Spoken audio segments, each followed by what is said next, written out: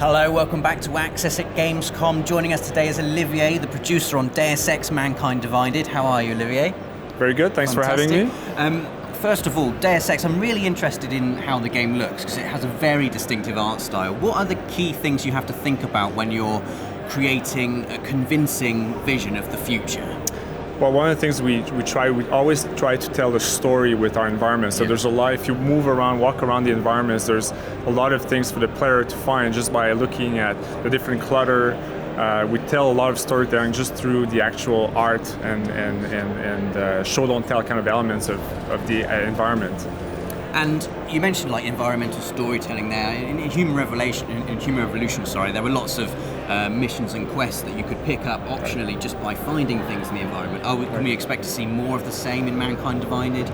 Yeah, definitely. I mean, we have, obviously, there's a golden path, the main story that the player can follow, but if you explore the environment and talk to different characters, then you can find different side quests and side missions. And the way we build all the side content, it's not just kind of on the side, it's optional for the player, but if you choose to go there, it always ties back to Adam Jensen, it ties back to the main story, ties back to the conspiracy in the Deus Ex universe, so it's all really built into our world. Fantastic. So set the scene for Mankind Divided for us, and it's the sequel to Human Revolution. You know, what's Adam Jensen up to? What's he been doing since the last game? Where is he now? Well, we're 2 years after Human Revolution, so obviously at the end of that game, there's this huge event where the augmented population was kind of triggered into a frenzy, and that had a huge impact on the world. And 2 years after that, we live in a world where there's a lot of segregation. People are scared of augmented people, and that's the kind of the main driver of our narrative, and that's where we pick things up with Adam.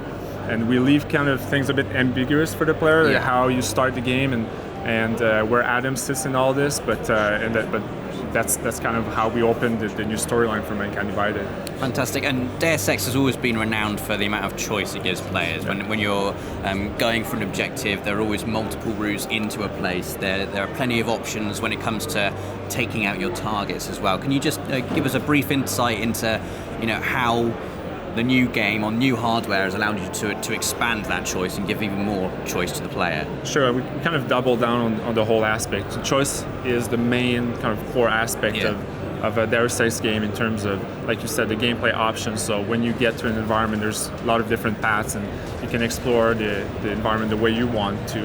And now with the new generation of consoles also, we built our own engine in Eidos Montreal. We're able to build bigger levels, there's more verticality, so for the players there's a lot more different options to explore the actual environment. Then in terms of player choice and how you play the game with the mechanics of the game, we've invested a lot into the combat aspect of the game. So stealth is still really strong, but now with combat kind of at the same level, the player, it makes it very interesting to choose how you want to play, how you want to build up your Adam Jensen. So all these aspects of choice, we think that we're bringing up to another level. Fantastic, because I remember in Human Revolution, I tried to play it stealthily, but quite often I wasn't very good at it, and I'd found myself, getting into a gunfight. And Adam Jensen often found he was far more suited to stealth than actual, open firearms combat. Is that kind of the same for Mankind Divided? Is it tailored towards stealth, or can you actually go in all guns blazing if you want to? If you want to go in all guns blazing, then you can do that. For us, we want to make sure that the player keeps a flow of the game. So if you play stealth and you kind of screw up, it can happen. You have to understand why it happened, though. You have to be fair to the player. But what we want to achieve, and hopefully the players will feel that when the game comes out, is that if you screw up your stealth and you go in all guns blazing, that's a viable option. You don't feel like you have to reload your game. The flow is still going to be there. You continue playing. You kind of live with your mistake. But I think that's kind of the beauty of it, and that's how I like to play a Deus Ex game. And so I've heard you can also go through the game without killing a single person, including bosses. Is that true? That is true. So that's again, if you don't want to kill anyone and you want to stealth your way through, or even you can combat some of our augmentations or weapons. They're non-lethal, but you could use them as well. So if you choose to do that, then the game supports it. And in terms of boss encounters, we want to make sure that we stay consistent with how you play, how you want to play, how you build your character, so we can stay true to the player choices. And one of the most exciting things about Deus Ex has always been the augmentations and the powers Adam Jensen has and what he can use. Can you give us a brief insight into some of the new augmentations, maybe some of the old ones that you've improved? What abilities does Adam Jensen have this time around? Well, we have some of the classic from Human Revolution or back, so you can cloak. This was a very popular one. You can augment your health and all these great things. But now we invested into the gun arm, we call it. So basically, Jensen has a mechanical arm, and there's a host of new features that are included in that arm. So you have your nano blade that you only saw in takedowns in Human Revolution. Now you can actually use it as a projectile. You can even charge it up. So if you have enemies behind cover, you can kind of make it explode. So you can use it kind of as a grenade. There's a peps that you can push back your enemies all into the gun arm. So all this it's great. It looks kick-ass, first of all. It's fun to use, but also it's very fluid, because if you are playing, you have gunplay, but you can mix and match fluidly with that gun arm. So that's something we really invested in, and hopefully the players love it. There was also, like I saw in the gameplay demo, like an onyx shield. He kind of crystallized himself. That looks awesome. That's we call this the Titan shield. Yes, and basically, so if you want to tank your way through a combat situation, you can do it. Obviously, we want to balance the features so that it's not overpowered, but if you want to get out of a tough spot, that's something that's going to be available, and it looks really cool.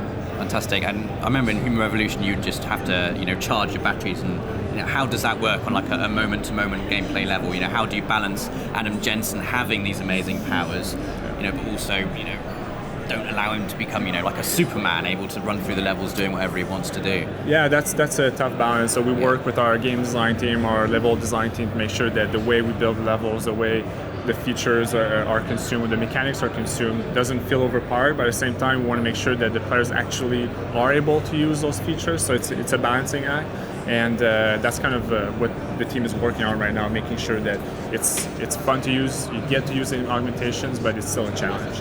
Yeah, and just going back, just finally then, going back to the world, because it's such a huge thing for the game. It's almost like a character in itself, the setting. We saw multiple settings in Human Revolution. Are we going to see multiple settings here? Where's the game set, and how big is it going to be? Well, what we revealed so far is that you have part of the game that's in Prague, so that's a real world location, obviously tailored to our cyberpunk theme in the near future. With everything that happened with the segregation, and really feel it in Prague. It's really interesting. And then we have another area we reveal, which is, we call it Golem City, which is on the outskirts of Prague, and this is basically a ghetto where the augmented populations are pushed away. And that's something we created from scratch. And when you explore Golem City, you really feel sort of the oppression and the heaviness of the themes of the game, and the really human stories of people that live there. So these are two locations, but this is a Deus Ex game, so we'll get to explore more, other different sort of exotic locations. And in terms of the size of the game, we tried to keep it kind of the same ballpark that we had for the previous one. Amazing. Well, thank you so much, Olivier, for talking to us. Thanks for having me. The game is looking really, really spectacular. Awesome. Make sure you check it out. That's Deus Ex Mankind Divided. Leave us a comment. Let us know what you think of the game. Don't forget to subscribe, as we've got loads more videos coming up all the way through Gamescom.